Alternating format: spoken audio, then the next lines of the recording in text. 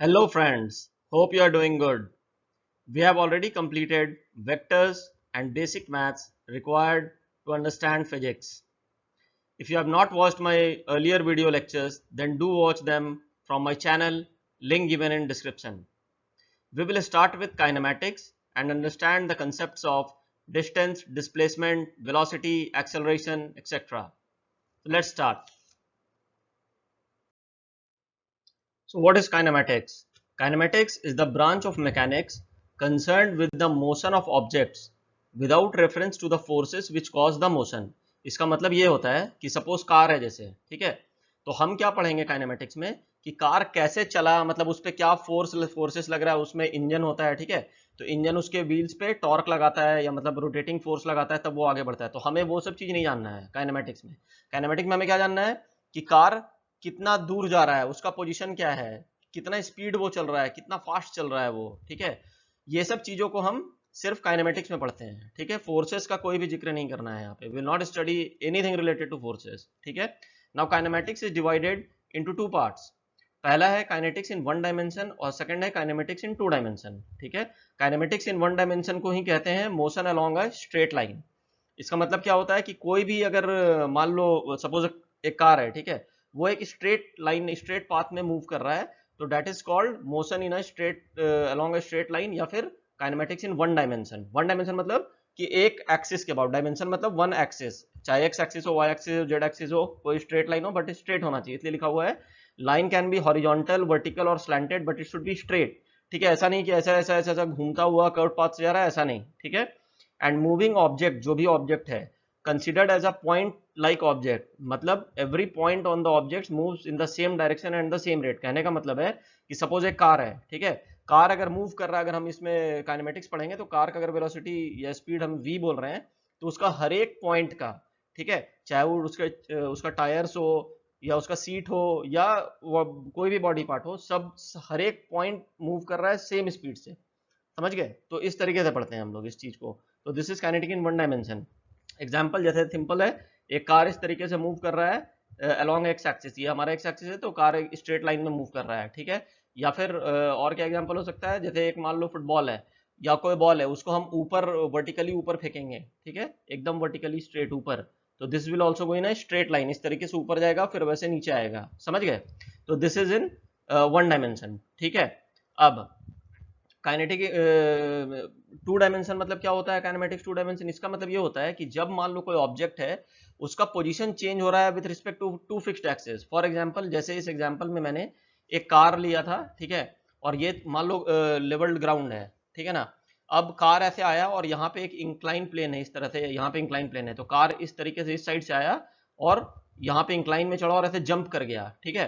तो अब ऐसे ये जंप करेगा तो क्या होगा, उसका जो पोजीशन है, if you will see, it will change along x axis also and it will change along y axis also. क्यों?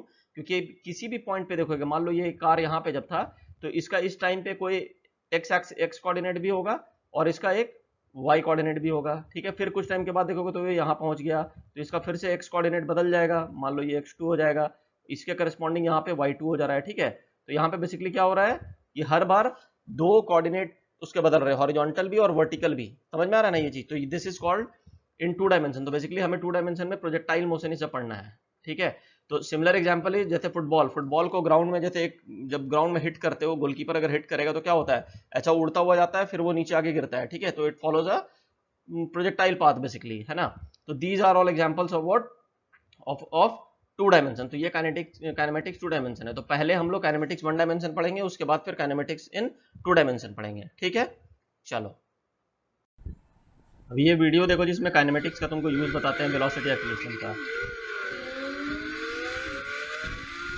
देखो, कार पहले एक्सेलरेट करके बहुत आगे निकल गया, उसका स्पीड ज़्यादा है, अब बाइक उसको पीछे से पकड़ना चाह रहा है, ठीक है।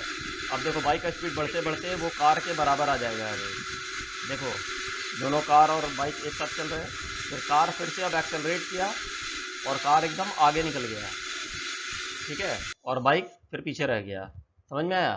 तो ये वीडियो में तुमने क्या देखा, एक्सेलरेशन भी देखा, पहले सब रेस्ट पे थे कार बाइक, फिर दोनों एक्सेलरेट किए, ठीक है, फिर एक्सेलरेट किए तो उनका वेलोसिटी बढ़ा, फिर कार को ज्यादा तेज भागने लगा, बाइक धीरे धीरे पीछे से आया, फिर वो स्पीड अपना बढ़ा के उसको कैचअप किया, फिर से कार अपना स्पीड बढ़ा के वो आगे निकल गया, ठीक है। तो यही है basically velocity, acceleration, distance, displacement, इस तरीके से है, ठीक है।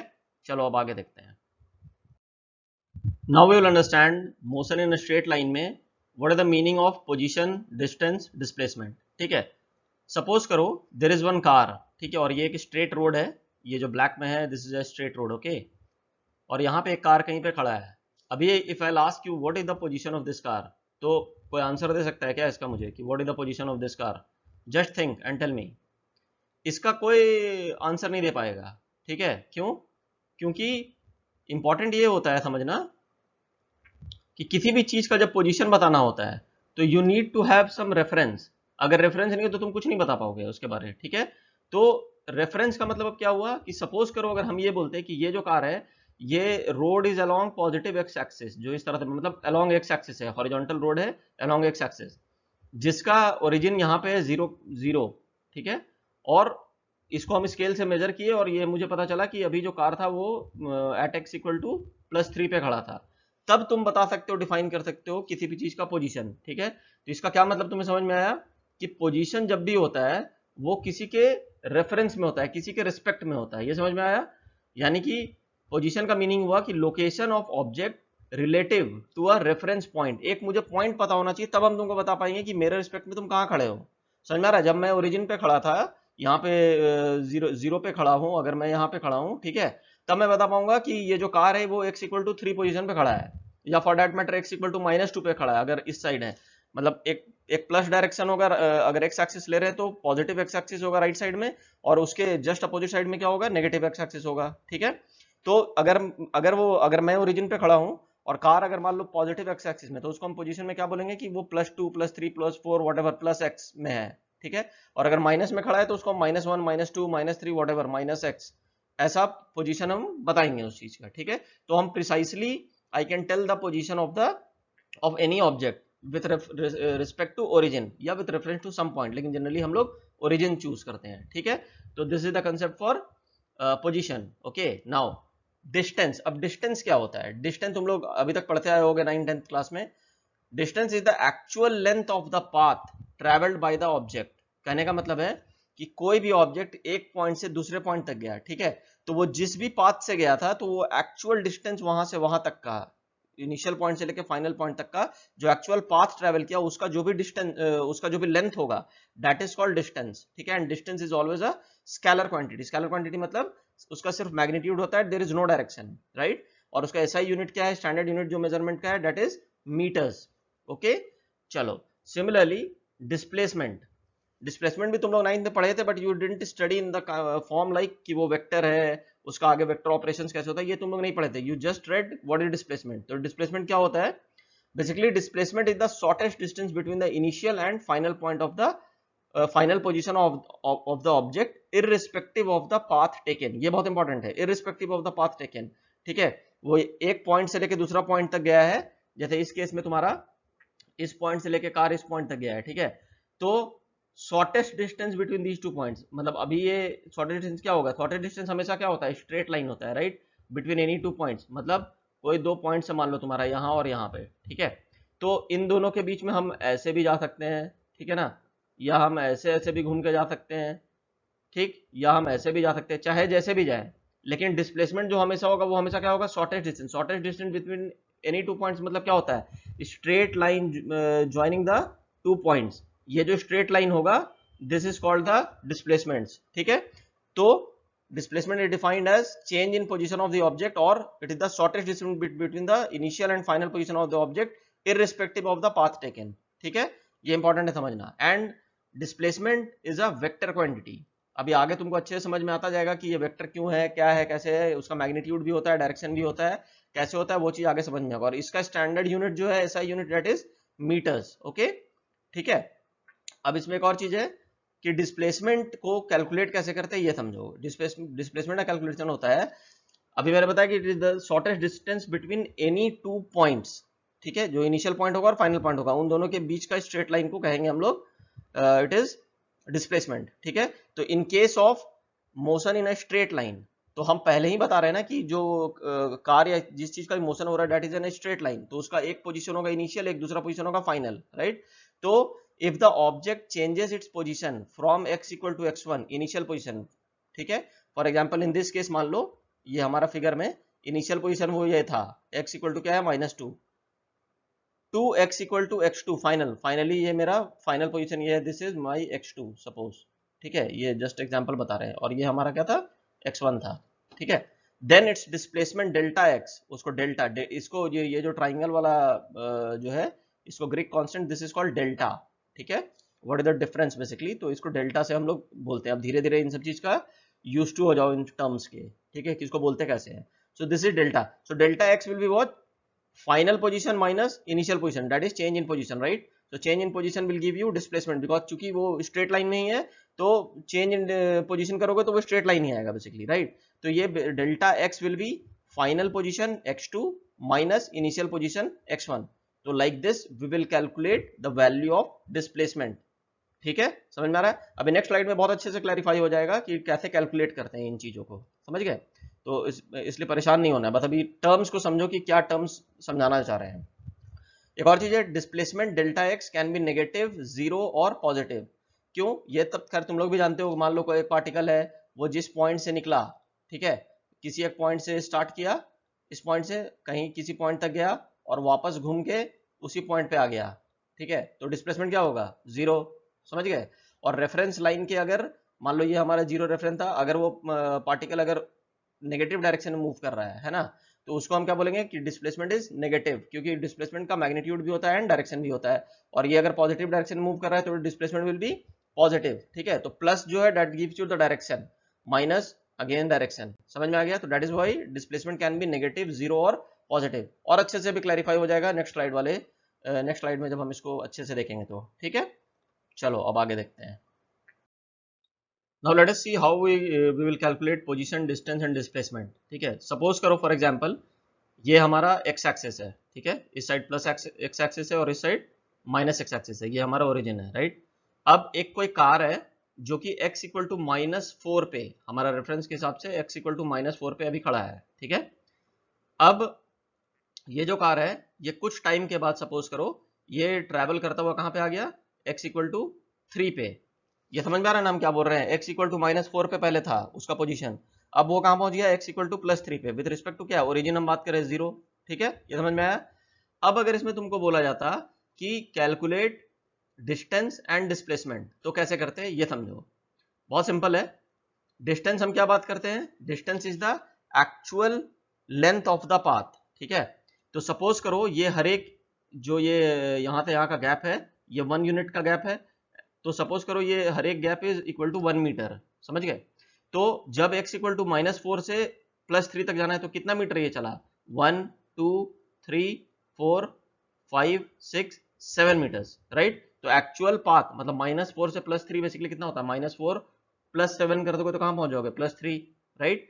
तो 7 मीटर्स वो चलेगा, है ना, एक्चुअली वो चला है, तो डेट इज डिस्टेंस, बिकॉज उसका एक्चुअल लेंथ का एक्चुअल पाथ का लेंथ कितना था, 7 मीटर्स, तो that is why distance is 7 metres, ठीक है। नाउ डिस्प्लेसमेंट, डिस्प्लेसमेंट कैसे कैलकुलेट करते हैं, displacement delta x is given by final position जो था माइनस इनिशियल पोजीशन। तो पहले तुम फाइनल पोजीशन इसका बताओ, फाइनल पोजीशन क्या तुम लिखोगे, फाइनल पोजीशन जो है दैट इज +3, राइट। रुको इसको क्लियर कर देते हैं एक मिनट। फाइनल पोजीशन इज इसका +3, इसमें कोई डाउट नहीं, ठीक है। और इनिशियल पोजीशन क्या था, इनिशियल पोजीशन वाज -4, ये समझना बहुत जरूरी है, माइनस लिखना यहाँ पे बहुत इंपॉर्टेंट है क्योंकि अभी हम डिस्प्लेसमेंट का बात करेंगे, है ना। तो since we know that change in मतलब displacement is change in position, final position minus initial position, तो फाइनल पोजीशन हमारा कितना था 3 +3 लिख दिए, बीच में माइनस साइन लिख दिए, और इनिशियल पोजीशन कितना था -4, तो उसको लिख दिए -4, तो 3 - -4 इज व्हाट, 7 मीटर। तो इट इज 7 मीटर अलोंग किस साइड, ये भी बताना जरूरी है, 7 मीटर तो इसका मैग्नीट्यूड हुआ, राइट। और ये अलोंग पॉजिटिव एक्स एक्सिस बता रहा है, ये क्या बता रहा है, डायरेक्शन। तो इससे हम क्या बता पा रहे हैं, डिस्प्लेसमेंट, डिस्प्लेसमेंट का मैग्नीट्यूड भी होता है, डायरेक्शन भी होता है, ठीक है। अब इसको कोरिलेट करते हैं ये हमारे फिगर से, एक्चुअल में देखो क्या हुआ कि ये पार्टिकल यहां से स्टार्ट किया और कहां पे पहुंच गया, ये सीधा आके यहाँ पे +3 पे आके पहुंच गया, राइट। तो एक्चुअली में इसका डिस्प्लेसमेंट भी कितना हुआ है, 7, ये जो 7 मीटर हमारा कैलकुलेट हुआ है, और किस डायरेक्शन में हुआ है, ये डायरेक्शन जो हमारा है it is plus x axis, right. अगर लेफ्ट टू राइट जा रहा है, लेफ्ट टू राइट जा रहा है तो that is our plus x axis direction, है ना। तो इसलिए हम लोग उसका डायरेक्शन दिए पॉजिटिव एक्स एक्सिस। समझ में आया। अब इसी चीज को, चूंकि अब तुम लोग वेक्टर पढ़ चुके हो, तो अब एक चीज समझो, वेक्टर्स के केस में अगर मुझे इसको वेक्टर के टर्म्स में कैलकुलेट करना, because we know that displacement is a vector quantity, right. तो हम इसको कैसे लिखते हैं, अगेन डेल्टा एक्स वही जो फॉर्मूला है वही होता है, change in position vector of the object. Position भी जो रिप्रेजेंट करते हैं that is also vector quantity, क्योंकि देखो या तो प्लस, या तो जैसे यहाँ पे डिनोट किया था -4 या फिर +3, तो इससे क्या पता चल रहा है कि उसका मैग्नीट्यूड भी है +3। अगर हम बता रहे तो magnitude is what 3 metres and direction is what along positive x axis. या हमारे केस में याद करो वेक्टर्स में हमारा क्या होता था, यूनिट कैप्स होता था, राइट, यूनिट वेक्टर्स होता था। तो प्लस एक्स एक्सिस की तरफ हमारा कौन सा यूनिट वेक्टर डिफाइंड है, आई कैप, करेक्ट। तो अगर किसी का चीज का पोजीशन अगर 3 है विद रेफरेंस टू 0, तो 3 मीटर्स है, तो उसको इन टर्म्स ऑफ वेक्टर क्या लिखेंगे, सिंपली 3 इंटू आई कैप, अगर पॉजिटिव एक्स एक्सिस की तरफ है। सिमिलरली यहाँ मतलब इसको अगर हमें लिखना होता वेक्टर फॉर्म में, तो मैं क्या लिखता है इसको 3 और सिंपली आई कैप, समझ गए। और ये चूंकि x इक्वल टू -4 पे है, मतलब नेगेटिव डायरेक्शन में, तो नेगेटिव डायरेक्शन जो होता था मेरा वो क्या होता था, माइनस आई कैप होता था। याद होगा सबको, जो हम लोग पढ़ते थे हमारा यूनिट वेक्टर्स में। तो इसको अगर मुझे लिखना है इसका पोजीशन वेक्टर, तो इसको सिंपली 4 उसका मैग्नीट्यूड है, -4 नहीं है मैग्नीट्यूड, माइनस तो डायरेक्शन बता रहा था कि अपोजिट डायरेक्शन में, तो 4 is the magnitude 4 metres and minus i is its direction. ठीक है, ये क्लियर हुआ। तो यहाँ पे अगर delta x equal to final position vector minus initial position vector होता, तो क्या लिखते हैं, फाइनल पोजीशन वेक्टर हमारा क्या है 3 आई कैप, ये देखो यहाँ से जो आया था 3 आई कैप, और माइनस साइन तो रहेगा ही, माइनस साइन, फिर इनिशियल क्या था, initial position vector 4 minus i cap, तो इसको हमने यहाँ लिख दिया 4 माइनस आई कैप, समझ गए। तो अब इसको कैलकुलेट करोगे तुम, तो 3 आई प्लस 4 आई आएगा, तो that will come 7 i cap, understood. तो यहाँ पे बेसिकली क्या आया, देखो 7 इज द मैग्नीट्यूड, मतलब डिस्प्लेसमेंट कितना होगा 7 मीटर्स होगा, होना भी चाहिए था इनिशियल केस से भी, यहाँ भी जो सॉल्व किया था इट वाज 7 मीटर, तो अभी भी मेरा कितना कैलकुलेट होकर आ रहा है 7 मीटर्स, राइट। और डायरेक्शन क्या होना था, चाहिए था अलोंग पॉजिटिव एक्स एक्सिस, यहाँ पे भी आया था, तो यहाँ पे भी आ रहा है देखो प्लस आई कैप आ रहा है, तो that means it is along positive x axis, समझ गए। तो ये तुमको इसलिए बताना चाह रहे थे ताकि तुम लोग इन सब चीज से कन्वर्जेंट हो जाओ कि वेक्टर फॉर्म में अगर लिखना होता तो कैसे बनाते, और अगर मैग्नीट्यूड में सिंपली भी लिखना है तो भी कैसे बना सकते, क्योंकि मोशन इन वन डायमेंशन है, तो एक डायरेक्शन को प्लस मान लो तो ऑब्वियसली दूसरा साइड माइनस हो जाएगा, समझ में आ रहा है ना। तो ये था। अब इसी में अब हम आगे बढ़ते हैं। सपोज करो अब जो कार है, अब फिर से वो आगे बढ़ता हुआ यहां से ऐसा यू टर्न मारा, +3 से ही इस तरीके से यू टर्न ले लिया यहीं पे, ठीक है, डायरेक्टली यू टर्न लिया, और कुछ टाइम के बाद आ गया 0 पे, ये देखो अब इसका पोजीशन वेक्टर, अब क्या पोजीशन क्या हो गया, x इक्वल टू 0 हो गया कुछ टाइम के बाद, ठीक है। अब तुमको हम बोलते हैं कि इसका अब बताओ तुम नेट डिस्टेंस और डिस्प्लेसमेंट, तो कैसे कैलकुलेट करते हैं, सिंपल है, डिस्टेंस क्या होता है, एक्चुअल डिस्टेंस ट्रेवल, तो एक्चुअल डिस्टेंस कैसे आप बताओगे, एक्चुअल डिस्टेंस ये मत बताना कि -4 से 0 पहुंच गया है, नहीं, एक्चुअल डिस्टेंस क्या होता है, actual path travelled. Actual path मतलब ये कहां से कहां गया था, पहले ये यहां से यहां गया था, फिर यहां से घूम के वापस इधर से इधर आया है, इस तरीके से आया है, समझ में आ रहा है सबको। तो इसका मतलब है distance means length of actual path. तो एक्चुअल पाथ क्या हो, पहले -4 से कहां आया था, पहले ये -4 से +3 पे आया, तो कितना हुआ 7, तो यहाँ पे लिखा गया 7, ठीक है। उसके बाद ये माइनस मतलब 3 से कहां पे आया, 0 पे आया, राइट। तो 3 से 0 पे आया तो कितना दूर चला, ये फिर से 3 मीटर चला, तो +3 मीटर, तो ओवरऑल दोनों को ऐड कर दिए तो कितना आ गया 10 मीटर्स, समझ में आया। तो दिस इज द डिस्टेंस, क्योंकि ये एक्चुअल पाथ वो था। अब मजे की बात है कि अब we will talk about displacement. Displacement में मैंने क्या बताया था, displacement depends only upon its final position and initial position, ठीक है। तो अगर इसका फाइनल पोजीशन पूछेंगे तो तुम क्या बताते, फाइनल पोजीशन क्या है अभी इस केस में फाइनल पोजीशन है 0, right, this is your x2, and initial position वही था हमारा -4, क्योंकि कार स्टार्ट यहां से हुआ था, यहां से गया यहां, फिर घूम के यहां आ गया, ठीक है। तो this is the intermediate position, तो इससे हमें मतलब नहीं है। तो इनिशियल पोजीशन -4 था, फाइनल पोजीशन 0 था, समझ गए। तो यहाँ पे क्या लिखेंगे, डेल्टा एक्स में x2 विल बी 0, तो यहाँ पे लिख दिए 0, माइनस साइन तो रहेगा ही, और इनिशियल पोजीशन क्या था -4, तो यहाँ पे लिख दिए -4, करेक्ट। तो 0 माइनस -4 विल कम 4 मीटर, तो 4 metre along positive x axis. इसका मतलब क्या हुआ, ये बता सकता है कोई, 4 metre along positive x axis में 4 मीटर तो उसका हो गया डिस्प्लेसमेंट का मैग्नीट्यूड, और किस साइड हुआ है वो पॉजिटिव एक्स एक्सिस, इसको समझते हैं कैसे हुआ। एक्चुअली में क्या हुआ, ये -4 पे था और फाइनली मेरे को कहाँ पे दिखा, ये 0 पे दिखा। तो ये कितना दूर चला बेसिकली डिस्प्लेसमेंट, ये समझ में आ गया। -4 से 0 इज हाउ मच, 4 मीटर्स। और इसका डायरेक्शन चेंज किस डायरेक्शन में हुआ है, ये वाला जो डायरेक्शन है मेरा, it is plus x axis, right. तो इसीलिए इसका डायरेक्शन चेंज चूंकि यहां से लेके इस डायरेक्शन में हुआ है, तो that is why it is along positive x axis. तो इसलिए लिखा हुआ है 4 metre along positive x axis, correct. Vector form में भी इजीली अब तुम इसको बना लोगे सीधा सीधा, delta x equal to delta x displacement vector equal to final position vector minus initial position vector, ठीक है। फाइनल पोजीशन वेक्टर क्या था, 0। अब 0 के साथ कोई आई जे कैप लगता नहीं है। इनिशियल वेक्टर क्या था, 4 माइनस आई कैप, करेक्ट। यही सेम, ये वाला -4 था तो 4 माइनस ऑफ आई कैप। तो इसको सॉल्व करोगे तो क्या आ रहा है, 4 आई कैप। 4 आई कैप मतलब 4 उसका मैग्नीट्यूड है डिस्प्लेसमेंट का, i cap along positive x axis. आना भी चाहिए था, यही चीज आ गया, समझ में आ गया।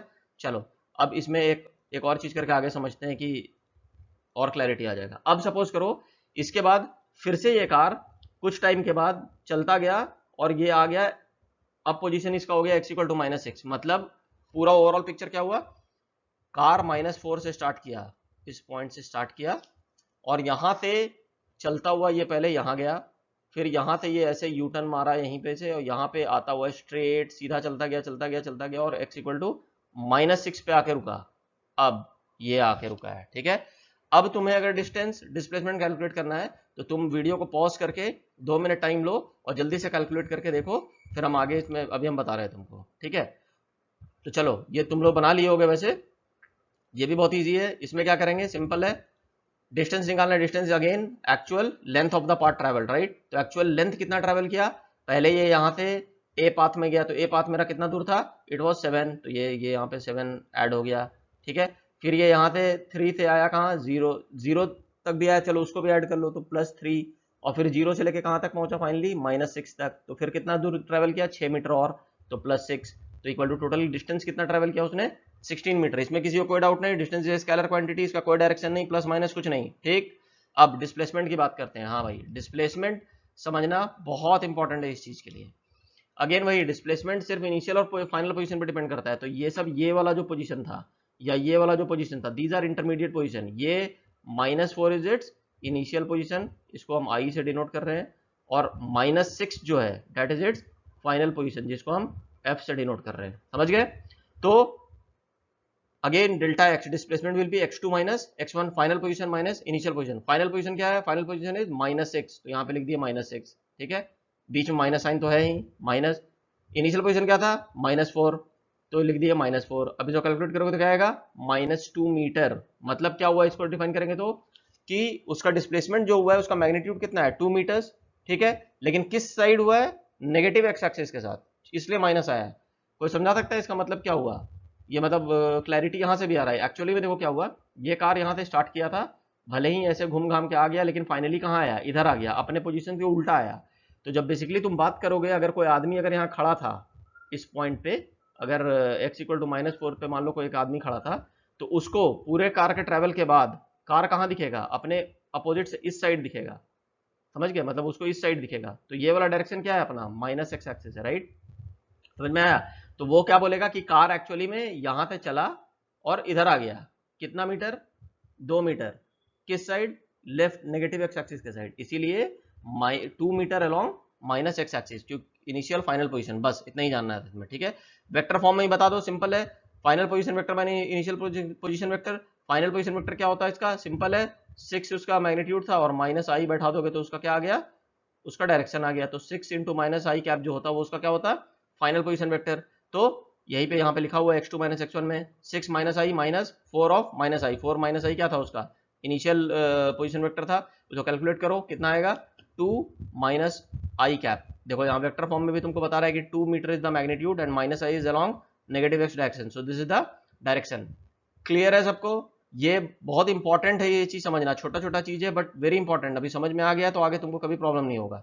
तो यहाँ तुम लोग एक चीज देखे होगे कि डिस्प्लेसमेंट जो होता है, ठीक है, displacement of any object any particle, it is always less than और इक्वल टू डिस्टेंस। समझ में आया। इस केस में भी तुम देख लो, समझ में आया। मतलब अगर जैसे फर्स्ट केस में था, यहाँ पे दोनों का सेम था 7 और डिस्प्लेसमेंट भी 7, डिस्टेंस डिस्प्लेसमेंट दोनों सेम था, ठीक है। बाकी केस में तुम देखे होगे तो बाकी केस में distance was greater than displacement और इक्वल देख लिए तुम। बाकी केस में लेस देन है, यानी कि displacement can not be greater than distance. ये समझने वाली बात है, ये लॉजिकली भी सही है, क्योंकि displacement is always shortest distance between any two points irrespective of the path taken. समझ गए? चलो ठीक है, इसको याद रखना। चलो अब आगे बढ़ते हैं। Now we will learn something about graph of position versus time. अब तुम लोग एक बात समझ लो, अब एकदम यूज टू हो जाओ ग्राफ से, ठीक है? क्योंकि जितने भी एंट्रेंस एग्जाम होते हैं ग्राफ से रिलेटेड एक ना एक क्वेश्चन पक्का आएगा। बहुत ईजी आता है काइनेमेटिक्स से और आराम से बना लोगे, ठीक है ना? तो ग्रेजुअली तुम फिजिक्स में अब ग्राफ से खेलना सीख जाओ, ठीक है? बहुत ईजी होता है, कुछ है नहीं, लेकिन बट यू शुड नो, ठीक है? तो लेट अस सी। सपोज करो ये हमारा वन डायमेंशन इस तरीके से है, एक्स एक्सिस, और अभी एक कार था at t equal to zero, ये ध्यान देना है, टी इक्वल टू जीरो पे उसका पोजीशन था -4, ठीक है? इट्स पोजीशन वाज -4, ठीक? अब मान लो टी इक्वल टू 7 सेकंड के बाद 7 सेकंड तक ये गाड़ी चला, ठीक है? मेरे केस में अभी मैंने माना है कि ये मान लो यूनिफॉर्म स्पीड से चल रहा है, कांस्टेंट स्पीड से चलते हुए x इक्वल टू कहाँ पहुंच गया, 3 पे पहुंच गया, ठीक है?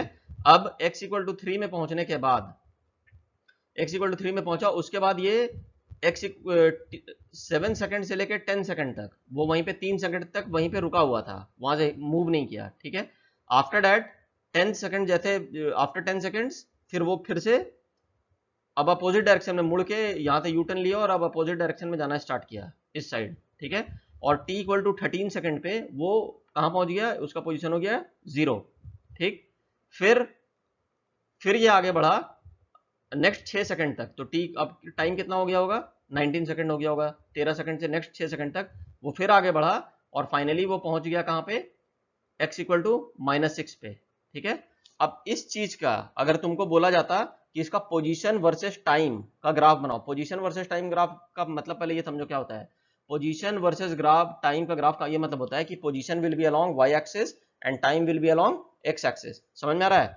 ये चीज होता है। तो अगर ये बनाने बोला जाता तो बहुत सिंपल है, इस तरीके से बनता है, ये समझ लो बनता कैसे है। इसमें क्या करते हैं, ये हमारा y एक्सिस है इधर, इसको हमने बना दिया पोजीशन, ये हमारा पोजीशन डिनोट करता है 0 1 2 3 4 इस तरफ, और इस तरफ नेगेटिव -1 -2 -3 -4, और ये हॉरिजॉन्टल एक्सिस जो है ये हमारा क्या बता रहा है, टाइम बता रहा है, ठीक है? Time in second. कोई प्रॉब्लम नहीं। अब बहुत सिंपल है, तुम लोग बेसिक है 9 10 में भी ऐसा प्लॉटिंग करते होगे कि t इक्वल टू 0 पे, t इक्वल टू 0 पे उसका पोजीशन क्या था, x इक्वल टू -4, तो प्लॉट कर दो, देखो t इक्वल टू 0 एक्सिस क्या है ये, तो t इक्वल टू 0 पे इसका वैल्यू क्या था, -4, तो यहाँ -4 प्लॉट कर दिए, ठीक है? फिर t equal to 7 second, t equal to 7 second कहाँ है, यहाँ है t equal to 7 second, t equal to 7 second पे उसका वैल्यू क्या था, x इक्वल टू +3, तो ये देखो x इक्वल टू +3, तो यहाँ उसको प्लॉट कर दिए, ठीक है?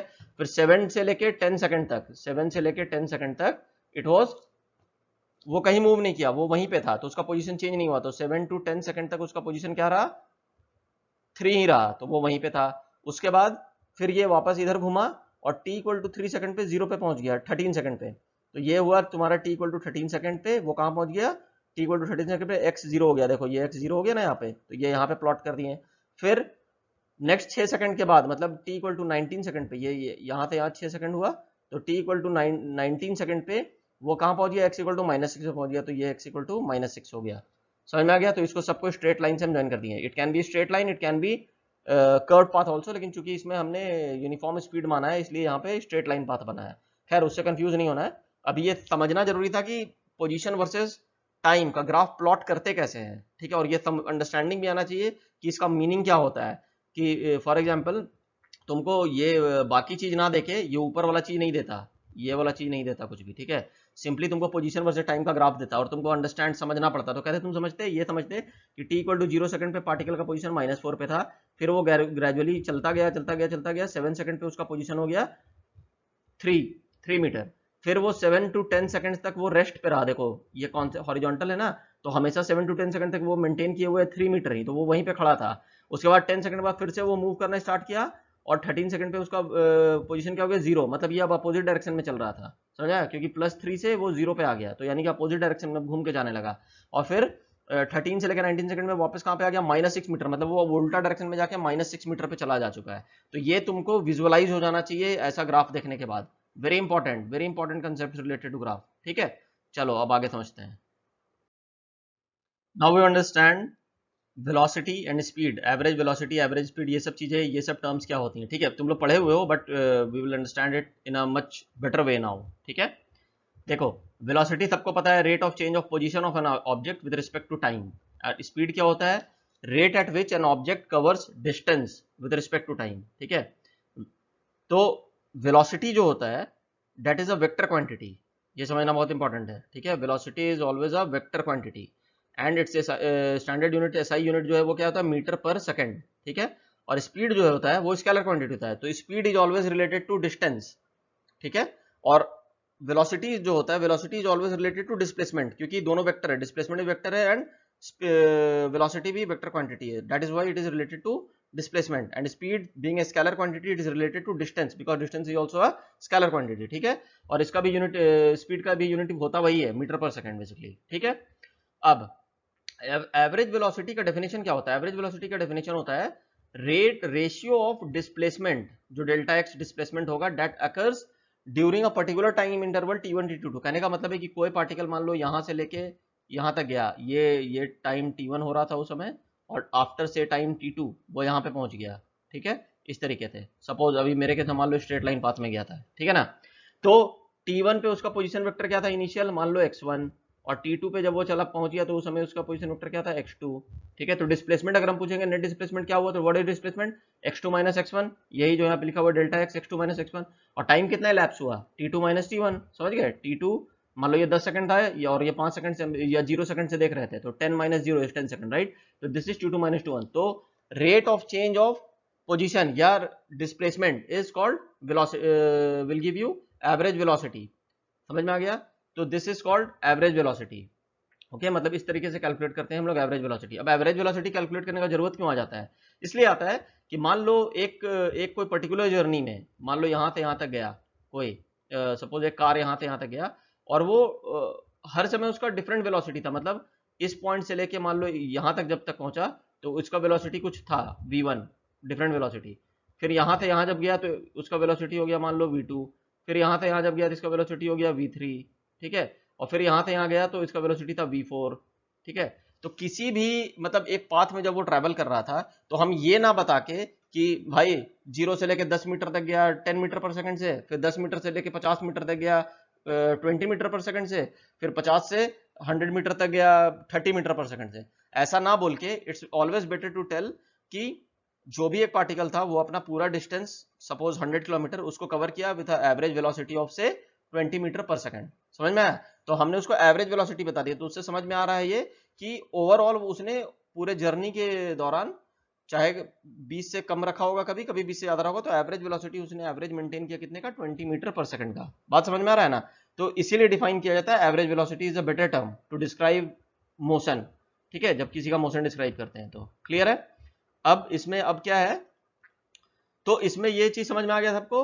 v average it is denoted by v average, इस तरीके से लिखते हैं, इस delta x by delta t. Delta x is change in displacement या change in position by time. तो चेंज इन पोजीशन क्या होगा? x2 माइनस x1, मतलब x2 क्या है? Final position at time t2 and x1 is initial position at any time t1। ठीक है, t1 can be 0 also and x can be 0 also, लेकिन वो डिपेंडिंग अपॉन द क्वेश्चन, उस तरह से लेते हैं। ठीक है, नाउ v एवरेज जैसा मैंने पहले बताया it is a vector quantity, so it has both magnitude as well as direction. ठीक है, और जनरली यही होता ही यही है कि चूंकि ये it is related to displacement, right? Velocity is related to displacement, तो जो डायरेक्शन, टाइम का तो कोई डायरेक्शन होगा नहीं। ठीक है, तो डायरेक्शन किसका हो रहा है? डिस्प्लेसमेंट का या चेंज इन पोजीशन वेक्टर का। तो जो चेंज इन पोजीशन वेक्टर का जो डायरेक्शन होगा that will be the direction of velocity v average. तो v average has the same direction as that of displacement.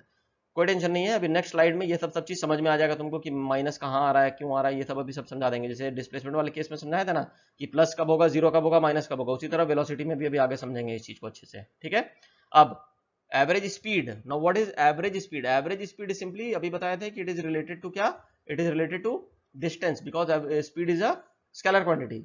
लेकिन एवरेज स्पीड भी अगेन वही चीज है कि मान लो कोई डिस्टेंस ट्रैवल कर रहा है और एक मान लो 100 किलोमीटर डिस्टेंस है, और वो 100 किलोमीटर डिस्टेंस को डिफरेंट स्पीड से जा रहा है, 20 kilometre per our, 40 kilometre per our, 60 kilometre per our, इस तरीके से स्पीड से जा रहा था। तो ओवरऑल पूरे जर्नी को हम डिफाइन कर सकते हैं कि उसका एवरेज स्पीड क्या था। तो एवरेज स्पीड क्या बताएंगे? It is the total distance travelled, total distance travelled by total time taken. मतलब उस 100, मेरे एग्जांपल में 100 किलोमीटर चलने में उसको कितना टाइम लगा। ठीक है, मतलब क्या हो सकता है? डिस्टेंस चूंकि depends on actual path, right? तो मान लो कोई पाथ ऐसा था कि वो स्ट्रेट जा रहा था, फिर ऐसे घुमावदार पाथ आ गया, फिर ऐसे जाके यहाँ पे ये पहुंचा, ठीक। तो यहाँ से यहाँ तक मान लो इसका स्पीड 50 किलोमीटर पर आवर था। उसके बाद जब टर्निंग से आने लगा इस तरीके से, तो यहाँ पे इसका वेलोसिटी कम हो गया, यहाँ से यहाँ तक मान लो वो 20 किलोमीटर पर आवर पे गया, ठीक है। फिर यहाँ से लेके यहाँ तक गया वो 10 किलोमीटर पर आवर से, और फिर स्ट्रेट पाथ मिला तो फिर यहाँ से मान लो 40 किलोमीटर पर आवर से जाने लगा, ठीक है, ये स्पीड से जाने लगा। तो हम इसको ऐसे ब्रेक करके ना बता के हम क्या बताएंगे कि ये पूरा जर्नी अपना कंप्लीट किया, इसका एवरेज निकाल लेंगे, 40, 10, 30, 50 का एवरेज निकाल लो और वो बता देंगे कि इतना से गया। या फिर हमको अगर पूरा डिस्टेंस मालूम है, इसका एक्चुअल पाथ मालूम है, मान लो कि ये 100 किलोमीटर है और वो टाइम लगाया मान लो 10 घंटा, ठीक है, तो हम उसका एवरेज स्पीड क्या बताएंगे, it is 10 kilometre per our, simple. और दैट इज स्केलर क्वांटिटी, उसमें कोई डायरेक्शन नहीं होता, इट ओनली हैज मैग्नीट्यूड, ठीक है, एंड कोरिलेटेड टू डिस्टेंस। समझ गए यहाँ तक, कोई प्रॉब्लम नहीं किसी को? अब चलो नेक्स्ट स्लाइड में देखते हैं। अब यहाँ पे हम लोग समझते हैं एवरेज वेलोसिटी और एवरेज स्पीड का कैलकुलेशन, ठीक है। सपोज करो कोई एक कार है हमारा और ये स्ट्रेट लाइन पाथ है, इस तरफ एक्स एक्सिस, इस तरफ माइनस एक्स एक्सिस, ठीक है। ये हमारा 0 पॉइंट है नीचे। तो ये कार जो t इक्वल टू 0 पे initially it was at x equal to -4 ऐसा दिया हुआ है, समझ गए। अब t इक्वल टू 7 सेकंड्स के बाद, after t equal to 7 second, ये t इक्वल टू 0 पे मूव करना स्टार्ट किया और t इक्वल टू 7 सेकंड पे ये कहाँ पे पहुंच गया, it reaches at x equal to +3। Clear है। अब यहां से ये तुमको क्या दिया हुआ है कि -4 में था इनिशियली, फाइनली वो +3 पे आ गया और कितना टाइम लगा, 7 सेकंड लगा, ठीक है। अब तुमसे पूछा जाएगा कि if you need to calculate average velocity and average speed, तो कैसे कैलकुलेट करेंगे। जस्ट इसका डेमो देखो कैसे कैलकुलेट करेंगे। t इक्वल टू 0 से लेके t इक्वल टू 7 सेकंड तक में एवरेज स्पीड का फॉर्मूला क्या होता है, total distance travel by total time taken, ठीक है।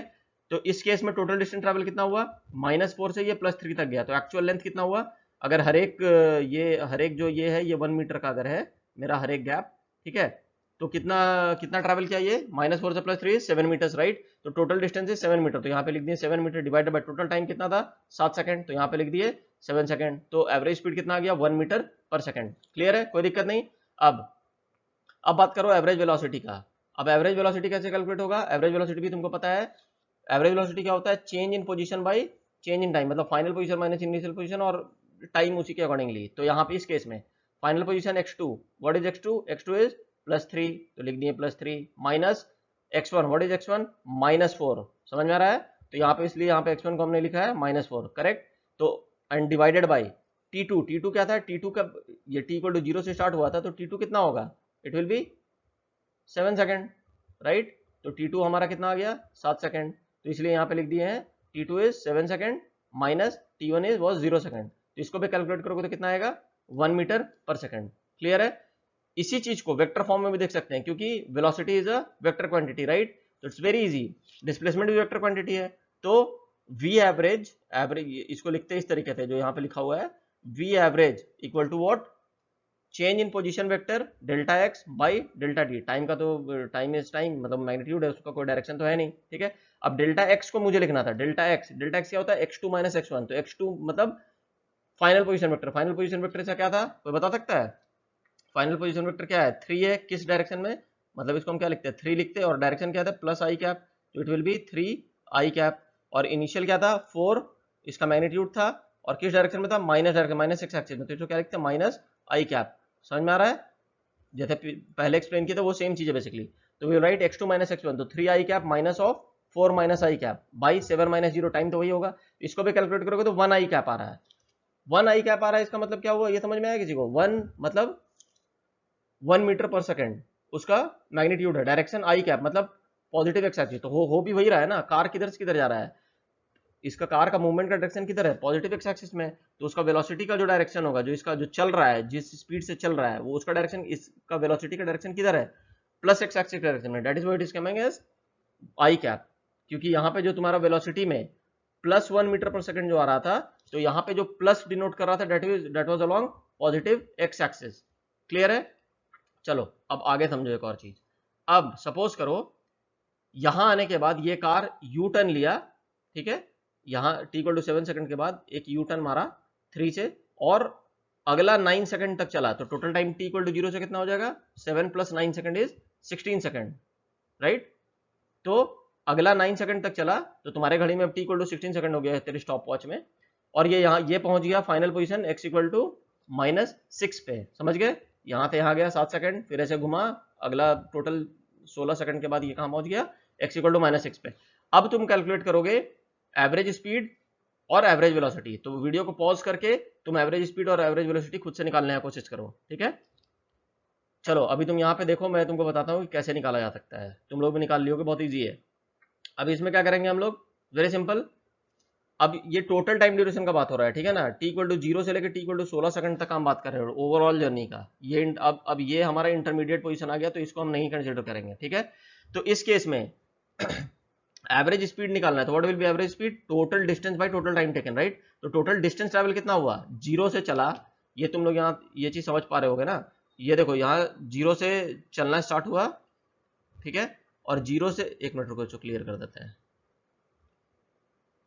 ये यहाँ 0 से चला, पहले कहां तक गया, 3 तक, तो कितना गया, -4 से 3 इज 7, फिर 3 से घूम के आके वापस कहां तक गया, 6 तक, तो +3 से -6 गया, +3 से -6 मतलब कितना, 9 मीटर, तो 9 metre plus 7 metre is how much, 16 metre, तो टोटल डिस्टेंस इज 16 मीटर। समझ में आ रहा है ना? 7 metre plus 9 metre is 16 metre, तो 16 मीटर। और टाइम कितना लगा था, t इक्वल टू 0 से स्टार्ट हुआ था और t इक्वल टू 16 में वो यहाँ पहुंचा है -6 पे, तो 16 सेकंड, तो ओवरऑल कितना आ गया, 1 मीटर पर सेकंड। क्लियर है? अब मजेदार है, एवरेज वेलोसिटी। एवरेज वेलोसिटी किसका किसका सही कैलकुलेट हुआ है, ये बताओ मेरे को। देखो एवरेज वेलोसिटी निकालने के लिए तुमको सिंपली क्या करना होता है, सिंपल वही फंडा याद रखना है, final position minus initial position by t2 minus t1। तो फाइनल पोजीशन इसका अब क्या है, this is the final position. Final position को क्या लिखते हैं, अगर हम वेक्टर फॉर्म में लिखते तो, या वेक्टर फॉर्म छोड़ो, अगर डायरेक्टली भी लिख रहे x2 माइनस x1 तो क्या लिखते हैं, x2 इज -6, राइट? तो यहाँ पे लिखा गया है इसलिए -6, माइनस साइन लगाएंगे, फिर इनिशियल पोजीशन क्या था, -4, तो it is -4 divide by time t2 was 16 second -0। इसको कैलकुलेट करोगे तो -1/8 मीटर पर सेकंड आ रहा है। यहाँ पे देखो, ये समझना जरूरी था कि वेलोसिटी में नेगेटिव कैसे आया, समझ रहे हो? तो वेलोसिटी में नेगेटिव इसलिए आया है क्योंकि 1/8 मीटर पर सेकंड उसका मैग्नीट्यूड हो गया, ठीक?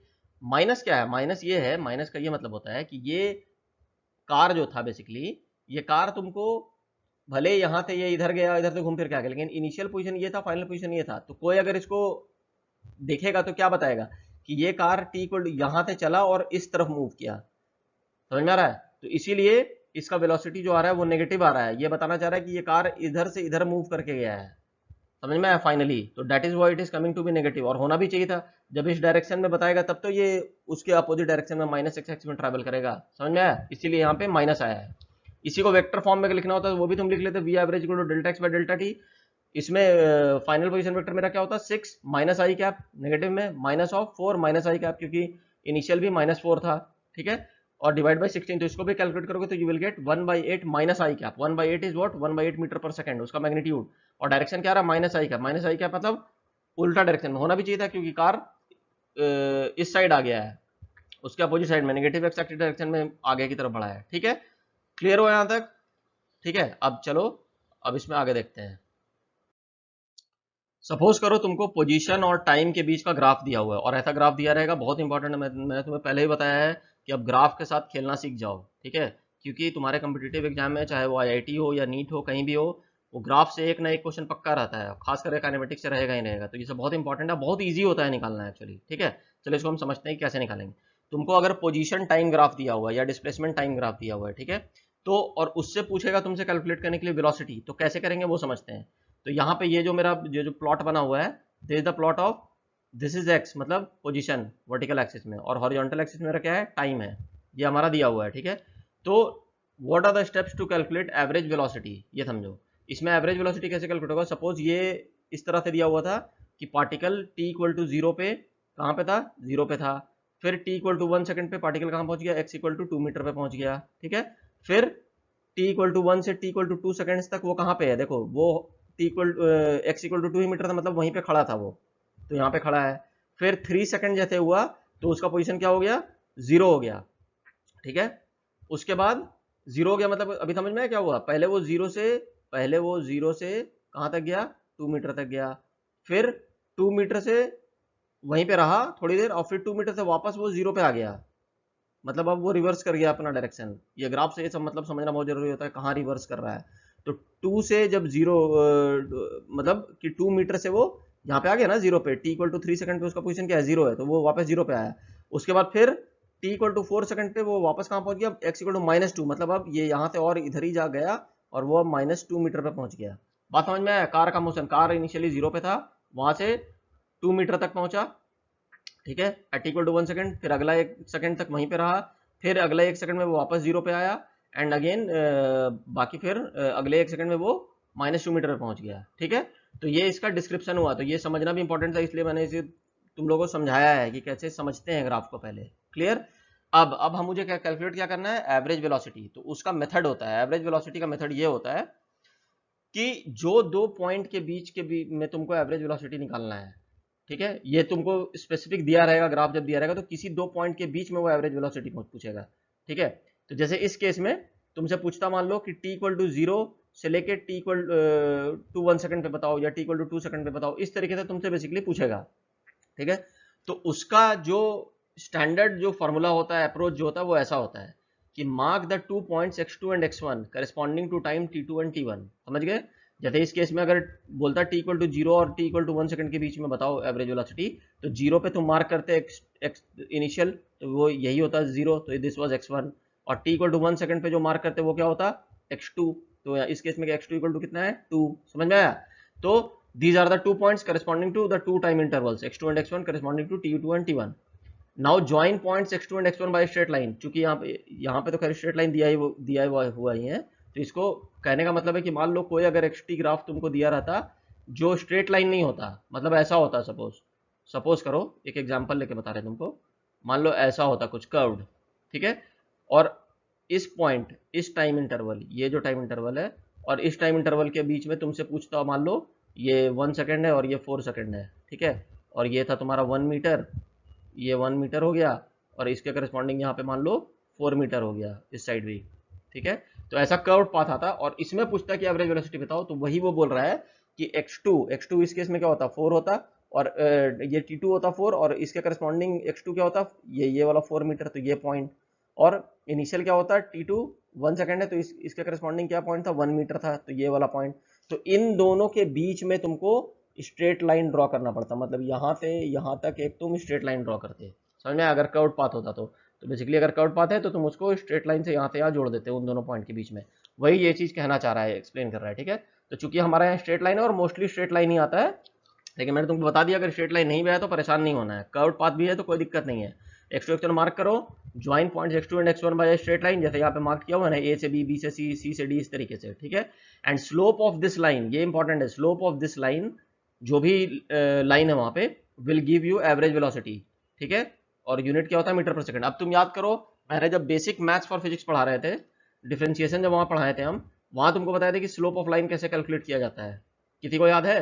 एक्स और टी के बीच का अगर स्लोप कैलकुलेट करना है, बेसिकली क्या करते थे उसमें हम लोग, कि टैन थीटा कैलकुलेट करते थे, राइट। और टैन थीटा कैलकुलेट करते थे तो वो टैन थीटा का जो वैल्यू आएगा वो क्या देता था, slope of the line, straight line, ठीक है। तो स्लोप अगर कैलकुलेट कर ली, और वो उसको टेस्ट कैसे करते थे, पॉजिटिव है कि नेगेटिव, पॉजिटिव अगर होता, अगर वो एंटी क्लॉकवाइज होता, किसके, हॉरिजॉन्टल एक्सिस से, तो इस केस में हॉरिजॉन्टल एक्सिस क्या है, टाइम एक्सिस, तो टाइम एक्सिस के ऊपर अगर ऐसे एंगल अगर बन रहा है एंटी क्लॉकवाइज, तो this will be taken as positive, ठीक है। और अगर इसके क्लॉकवाइज बन रहा है तो क्लॉकवाइज मेरा कैसा होता है, ऐसा, अगर इधर एंगल बन रहा है तो इट विल बिकम नेगेटिव, समझ में आया? तो ये स्लोप प्लस हो सकता है, माइनस हो सकता है, ठीक है। तो स्लोप का जो डायरेक्शन होगा, मैग्नीट्यूड जो होगा वो मैग्नीट्यूड ऑफ एवरेज वेलोसिटी देगा, और जो डायरेक्शन होगा वो डायरेक्शन ऑफ वेलोसिटी देगा। तो वही यहाँ लिखा हुआ है, वी एवरेज जो होता है, v average is equal to slope tan theta, और वो पॉजिटिव कब होगा, if theta is anti clockwise, and negative कब होगा, if theta is clockwise from time axis. तो चूंकि पोजीशन टाइम ग्राफ है तो horizontal is time axis, correct, clear है? चलो, तो इसमें सपोज करो तुमसे अगर हम बोलते कि t equal to 0 to t equal to 1 second में, ठीक है, एवरेज वेलोसिटी फाइंड करो, तो तुम क्या करते, t इक्वल टू 0 से t इक्वल टू 1 सेकंड में, राइट। तो t इक्वल टू 0 से 1 सेकंड में एक स्ट्रेट लाइन ड्रॉ करते, ये जो AB स्ट्रेट लाइन तुमको ड्रॉ किया हुआ है। तो बेसिकली अगर इसका स्लोप निकाल लोगे तो क्या दे देगा, वेलोसिटी, राइट। तो देखो slope of line AB equal to what, tan theta, tan theta मतलब ये एंगल एंटी क्लॉकवाइज बना रहा है यहाँ थीटा, तो टैन थीटा इस ट्राइंगल में, ये जो यहाँ ट्राइंगल, राइट एंगल ट्राइंगल बन रहा है, इस ट्राइंगल में टैन थीटा इक्वल टू क्या होगा, P, मतलब ये वाला, तो ये कितना है, 2, ये 2 था, ठीक है, 2 डिवाइडेड बाय बेस कितना है, 1 यूनिट, तो 2 यूनिट बाई 1 यूनिट, तो इट इज 2 टैन थीटा, ये स्लोप आ गया। लेकिन अभी आंसर नहीं बताएंगे, अब क्या चेक करेंगे, कि angle theta made by A B, ये जो लाइन था वो फ्रॉम टाइम एक्सिस इज किधर, एंटी क्लॉकवाइज। देख लो एंटी क्लॉकवाइज था भी, ये देखो एंटी क्लॉकवाइज थी है ना, ये वाला एंगल जो बना हुआ है, ठीक है। तो इट इज एंटी क्लॉकवाइज, तो इसका मतलब वी एवरेज क्या होगा, इट विल बी पॉजिटिव। समझ में आया? तो वी एवरेज इक्वल टू क्या लिखेंगे, 2 मीटर पर सेकंड। क्लियर? अब इसी में अब आगे बढ़ो, मान लो तुमसे पूछता है कि t इक्वल टू 1 से t इक्वल टू 2 सेकंड्स के बीच में बताओ, मतलब t इक्वल टू 1 सेकंड्स के बीच और t इक्वल टू 2 सेकंड के बीच में। तो इस केस में लाइन b और ये पॉइंट c, तो स्लोप ऑफ लाइन BC बताना है। तो स्लोप ऑफ लाइन BC क्या है, सबको ये बता देगा आराम से, जो मेरा बेसिक मैथ्स और फिजिक्स जो टॉपिक पढ़ा होगा। BC जो लाइन है वो that is parallel to time axis, right. तो इसका स्लोप, इसका एंगल कितना बना रहा है, basically it is 0 degree, right. तो tan 0 क्या होता है, 0। तो slope of line BC is 0, तो therefore average velocity will be 0। समझ गए? और ऐसे भी लॉजिकली भी अगर इसको जब हम एक्सप्लेन करें तो यही बताए थे कि वो जो कोई भी मेरा अगर कार था मान लो, तो वो जब 2 मीटर पे पहुंचा था तो t इक्वल टू 1 से लेकर t इक्वल टू 2 सेकंड तो वो रेस्ट पे था, वो रुका हुआ था, that is why velocity should be 0। समझ गए?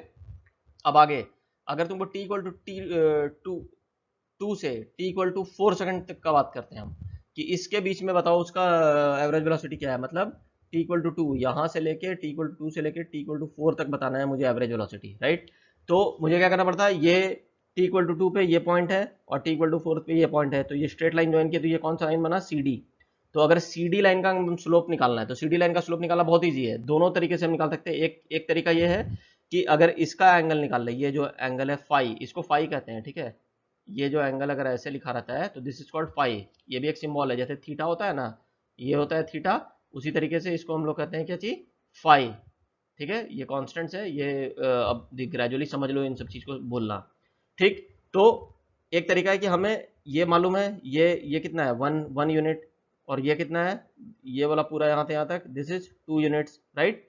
तो इस ट्राइंगल में बेसिकली, ये वाला जो ट्राइंगल मेरा राइट ट्राइंगल बन रहा है, इस ट्राइंगल में देखते हैं, तो इस ट्राइंगल में स्लोप ऑफ लाइन CD निकाला है, तो tan फाइव इस ट्राइंगल में क्या होता है, P बाई बी, P कितना है 2 यूनिट्स, तो 2 डिवाइडेड बाई बेस 1 यूनिट, तो 2 बाई 1 इज 2। अब नाउ ये तो अभी कुछ भी नहीं बता सकते, ये मैग्नीट्यूड है, सिर्फ डायरेक्शन निकालना है। मतलब क्या, इसमें एंगल फाई जो था वो तुम अच्छे से देखो, तो एंगल फाई कैसा बना रहा है, this is clockwise from time axis, ये मेरा टाइम एक्सिस था उससे क्लॉकवाइज ये डायरेक्शन होता है ना, क्लॉकवाइज ऐसा, दिस, ठीक है।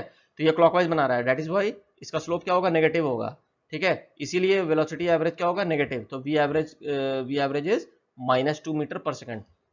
ध्यान देना इन सब चीजों पे, बहुत इंपॉर्टेंट है। जब भी वेलोसिटी पूछेगा तो उसका स्लोप प्रॉपरली निकालोगे, और प्लस माइनस का ध्यान हमेशा रखोगे कि एंटी क्लॉकवाइज है कि क्लॉकवाइज है, ये ध्यान रखना बहुत इंपॉर्टेंट है, ना तो पक्का मिस्टेक करके होगा। मैंने बहुत स्टूडेंट्स को देखा है हर बार मिस्टेक करते हैं, सही निकाल के गलत कर देते हैं, ठीक है, सिंपली प्लस माइनस लाने के चक्कर में, ठीक है।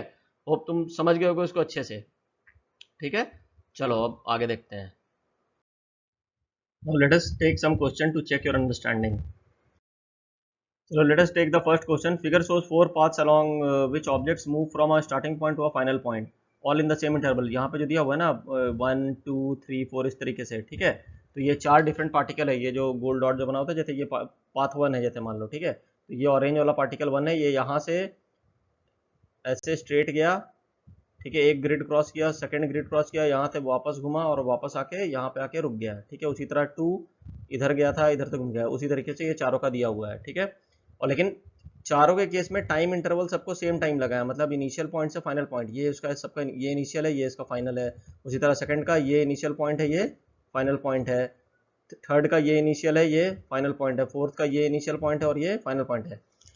जो जितना भी ट्रैवल किया हो, लेकिन सबका टाइम सेम लगा है इनिशियल से फाइनल पॉइंट जाने में, यही ये बोलना चाह रहा है, all in the same time interval, ठीक है। The paths pass over a grid of equally spaced straight line, यही जो मैंने बताया, ये जो ग्रिड्स बने हुए हैं, तो ये सब का डिस्टेंस इक्वल है, ठीक है। Rank the paths according to average velocity of the objects पहले, the and average speed of the object greatest first, मतलब ये हमें बताना है। कोई बता सकता है ये कैसे निकलेगा, बहुत ईजी है ना। पहले क्या निकालने बोल रहा है, पहले we have to calculate average velocity. Average velocity क्या होता है तुमको पता है, it is simply displacement by time. अब तुम यानी कि डिस्प्लेसमेंट बाय टाइम यानी सबका चारों का डिस्प्लेसमेंट चेक कर लेंगे, तो सपोज करो time T of travel in same for all the particle, ये तो दिया हुआ है। Let the width of each grid is equal to X, जो ये हम बनाए हैं एक्स, ठीक है, ये ईच ग्रिड का एक्स है। तो displacement of all the particles अगर देखोगे तो एक्स ही हो रहा है। फॉर एग्जाम्पल ये थर्ड का देखो, थर्ड वाला का इनिशियल यहाँ था और फाइनल यहाँ था, तो ये कितना डिस्प्लेस हुआ, एक्स। फर्स्ट का देखो, फर्स्ट का ये यहाँ से स्टार्ट किया था, ठीक है, इनिशियल पॉइंट था, फिर ये यहाँ से यहाँ आया, फिर ये यहाँ से आगे आया, फिर यहाँ से घूम के वापस यहाँ आ गया, समझ में आ रहा है। तो final point x, final point first का कहाँ है, यहाँ है, और इनिशियल कहाँ है, यहाँ है। तो ये बेसिकली इसका डिस्प्लेसमेंट कितना हुआ, यहाँ से लेके फाइनल से लेके initial, what is this, this is basically x only, ठीक है। उसी तरह तुम सेकंड का भी देखोगे तो भी वही है, ये सिंपली यहाँ से यहाँ तक ट्रैवल करेगा एक्स। और उसी तरह सिमिलरली फॉर फोर्थ ऑल्सो, ये फोर्थ वाला भी देखोगे तो भले ही इतना घूम के आया लेकिन इनिशियल पॉइंट यहाँ पे है, फाइनल पॉइंट कहाँ पे है, यहाँ पे है। तो ये बेसिकली कितना है, एक्स। तो हर के केस में displacement is x, right. Time taken सबके केस में क्या है, time taken by each of the path same. तो एवरेज वेलोसिटी क्या होता है, net displacement bye total time, तो एक्स बाय टी, तो it will be same for all the four paths. Clear है। अब आगे क्या बोल रहा है, एवरेज स्पीड। अब स्पीड में भाई चक्कर है, क्यों, स्पीड क्या होता है, distance, distance by time. Time तो चलो सबके सेम है, तो यानी कि जो ज्यादा डिस्टेंस ट्रेवल किया होगा, ठीक है, तो उसका एवरेज स्पीड ज्यादा होगा, समझ में आ रहा है। तो इस केस में अगर तुम टाइम तो सबका सेम था, late the width of each grid भी वही एक्स, तो distance travelled by path one, अगर पाथ वन का देखोगे तो कितना ट्रेवल किया, 3x। देखो यहाँ से यहाँ x, फिर यहाँ से यहाँ x, तो कितना हो गया 2x, और फिर यहाँ से यहाँ फिर से x, तो कितना हो गया 3x। समझ में आ गया। पाथ टू का देखोगे वो भी 3x है, क्यों, यहाँ से यहाँ पहले आया कितना है x, फिर यहाँ से यहाँ वापस गया x, फिर यहाँ से और आगे आया x, तो कितना हो गया 3x, तो वही लिखा हुआ है। पाथ थ्री देखोगे तो वो तो x ही है, ये तो दिया ही हुआ है। और पाथ फोर देखोगे तो बेसिकली क्या है, यहाँ से यहाँ कितना है x है। अब यहाँ से यहाँ जब आया तो ये बीच का पॉइंट है, मतलब x/2, फिर ये वापस यहाँ से यहाँ घूम के आया, तो फिर ये कितना घुमा, फिर x/2, तो x plus x/2 plus x/2 कितना हो गया 2x, और फिर से x तो 3x, फिर x/2 प्लस x/2 तो 4x, और फिर से x, तो टोटल कितना हो गया 5x। तो वो कैलकुलेट करोगे तो आएगा तुम्हारा 5x। समझ में आया। तो एवरेज स्पीड जो होगा that is equal to total distance by total time. तो जिसका डिस्टेंस सबसे ज्यादा होगा, टाइम चूंकि सबका सेम है, तो जिसका डिस्टेंस सबसे ज्यादा ट्रैवल होगा उसका एवरेज स्पीड सबसे ज्यादा होगा। तो for the path whose distance is more, it's average speed will more, तो उस रैंक पे डालो। पाथ फोर का सबसे ज्यादा है तो path four will be greater than path one, और पाथ वन और पाथ टू का बराबर होगा, it will be greater than path three. Clear है, समझ में आ गया।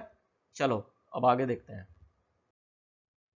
Now few question to check your understanding, ठीक है। पहला क्वेश्चन है इसमें, two trains each having a speed of 30 kilometre per hour are headed at each other on the same straight track, a bird that can fly, मतलब एक train इधर से आ रहा है, एक ट्रेन इधर से जा रहा है, ठीक है, सेम ट्रैक में है। अ bird that can fly 60 kilometre per our flies of the front of one train, मतलब ऐसे से आ रहा था, मान लो एक चिड़िया एक फ्रंट एंड ऑफ पहले वाले ट्रेन से उड़ा, और कब उड़ा, when they are 60 kilometre apart, दोनों ट्रेन के बीच का दूरी था, and heads directly for the other train, दूसरे वाले ट्रेन में गया। On reaching the other train the crazy bird flies directly back to the first train, तो फिर जब ये यहाँ से यहाँ आया इस ट्रेन में, फिर इस ट्रेन से फिर उड़ के वापस इसमें आया, फिर वापस ऐसे आया, तो and so on and so forth, इधर से उधर करता रहा। तो what is the total distance the bird travels before the train collides, ठीक है। बहुत इजी क्वेश्चन है, खुद से बना लेना, इसमें मैं कोई हिंट नहीं दूंगा, ठीक। चलो अब नेक्स्ट देखते हैं क्वेश्चन। देखो ये ग्राफ का क्वेश्चन है और बहुत अच्छा क्वेश्चन, इंपॉर्टेंट क्वेश्चन है, ठीक है। Figure shows position time graph, X T graph मतलब अपना पोजीशन टाइम ग्राफ, ठीक है। ये एक्स है, इधर इधर टाइम है in second. Mark the point on the graph, इस ग्राफ में तुमको मार्क करना है at the time T where the average velocity of the particle during the period 0 to 2 is 0। मतलब कहने का ये मतलब है कि तुम्हें टाइम मार्क करना है, ये टाइम एक्सिस है ना, तो किस टाइम इंटरवल पे, मान लो सपोज अगर हम एक एग्जांपल ले रहे हैं, अगर ये टाइम हम लेते हैं तो यहाँ पे इसके करस्पॉन्डिंग मेरा पोजीशन क्या होता है, ये होता। तो उसी तरह जो भी तुम टाइम लोगे उसके करस्पॉन्डिंग कुछ एक उसका पोजीशन होगा। तो किस टाइम पे उसका एवरेज वेलोसिटी 0 होगा, ये कैलकुलेट करना है। तो खुद से दिमाग लगाना पहले कि एवरेज वेलोसिटी 0 कब हो सकता है, कैसे हो सकता है, ठीक है। एवरेज वेलोसिटी का कुछ फार्मूला होता है, final position minus initial position by time. तो एवरेज वेलोसिटी 0 कैसे हो सकता है, तो वो दिमाग लगा के यहाँ पे सोचना कि किस पॉइंट पे, किस टाइम इंटरवल पे वो 0 होगा, ठीक है।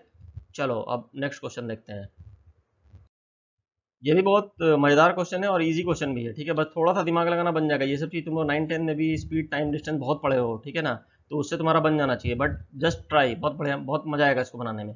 अ point traversed half the distance with velocity v0, मतलब क्या है, ट्रैवर्स मतलब travelled, a point travelled half the distance with velocity v0, मतलब यहाँ से यहाँ अगर ए से बी कोई डेस्टिनेशन जाना है तो हाफ द डिस्टेंस, मतलब ये हाफ, यहाँ तक ये किस वेलोसिटी से आया, v0 से आया, ठीक है। The remaining part of the distance was covered with velocity v1 for half the time. अब क्या बोल रहा है, अब ये जो बाकी जो बचा, इसमें अगर इसको पूरा टाइम लगता, मान लो यहाँ से यहाँ तक आने में इसको t टाइम लगता सपोज, ठीक है, तो इसके t/2 टाइम तक, अब वो t/2 में कितना दूर गया होगा नहीं मालूम, t/2 टाइम तक वो कितना वेलोसिटी से गया, v1 वेलोसिटी से गया, ठीक है, और balance half the other half of the time, मतलब नेक्स्ट t/2 टाइम में वो कितना वेलोसिटी से गया, v2 वेलोसिटी से गया, ऐसा दिया हुआ है क्वेश्चन में, ठीक है। तो वही बोल रहा है, the remaining part of the distance, जो आधा बचा था, was covered with velocity v1 for half the time and with velocity v2 for the other half of the time. अब यहाँ टाइम का बात हो रहा है, इस आधे डिस्टेंस में यहाँ से यहाँ जो हाफ डिस्टेंस जो बचा हुआ था, इसको बोला कि मान लो टोटल टाइम लगता अगर उसको t जाने में, तो उस t का आधे टाइम पे वो v1 वेलोसिटी से चला था और बाकी आधे टाइम में वो v2 वेलोसिटी से चला था, ठीक है। तो find the average velocity of the point average for the over whole time of motion, ठीक है ना। तो वो तुम निकाल सकते हो आराम से, जितना हिंट देना था मैंने तुम्हें दे दिया है, अब इसको तुम खुद से बनाना, आराम से बन जाएगा।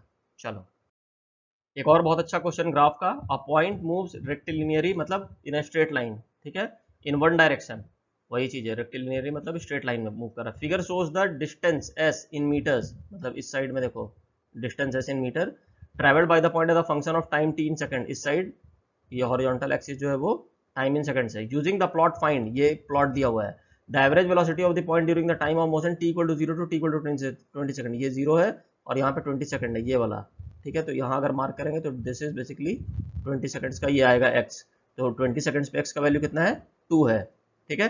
एंड द मैक्सिमम वेलोसिटी, ये बहुत इंपॉर्टेंट है, मजेदार है, ये तुम लोग को कैलकुलेट करके बताना कि वेलोसिटी, मैक्सिमम वेलोसिटी निकलेगा कैसे इस चीज का। तुमको इतना हिंट दे रहे हैं, वेलोसिटी इक्वल टू क्या होता है, जब भी पोजीशन टाइम ग्राफ दिया हुआ है तो वेलोसिटी निकालने के लिए हम क्या करते हैं, x2 minus x1 by t2 minus c1, या फिर स्लोप निकालते हैं। तो बेसिकली अगर तुम स्लोप वाला फंडा अगर समझे थे, मेरा बेसिक मैथ्स जो हम पढ़ाए थे फिजिक्स के लिए, तो उसमें कहने का ये मतलब है कि ये xt ग्राफ दिया हुआ है, पोजीशन टाइम ग्राफ, ठीक है। तो इसमें जिस जिस जहां पे tan थीटा या स्लोप का वैल्यू ज्यादा होगा, सबसे ज्यादा, वहीं पे उसका वेलोसिटी क्या होगा, मैक्सिमम होगा। तो ये तुमको अब यहाँ पे सोचना है कि वो ज्यादा कहाँ होगा और कैसे होगा।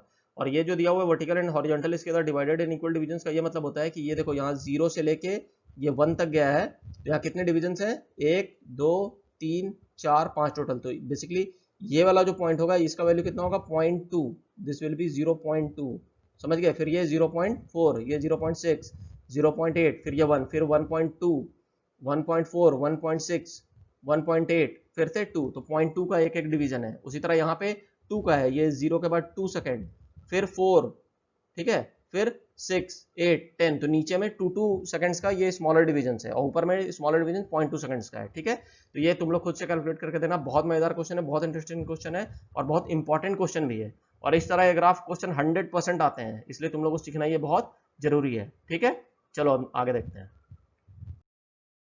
See, solutions to all the check your understanding questions will be given maybe after we complete the second video on kinematics, ठीक है। And please try to solve all these questions using the concepts whatever I have given. Solve these questions, solve the questions honestly, and believe me, you will feel the difference in your level of preparation कि तुम कहाँ stand कर रहे हो। बहुत अच्छे questions हैं ये सब और बहुत important questions भी हैं concept wise, right? And my next video will be again on kinematics only. We will move further with velocity time graph, we will study acceleration and move further, okay. So till that time, have a good time learning physics. Bye for now, thank you, bye.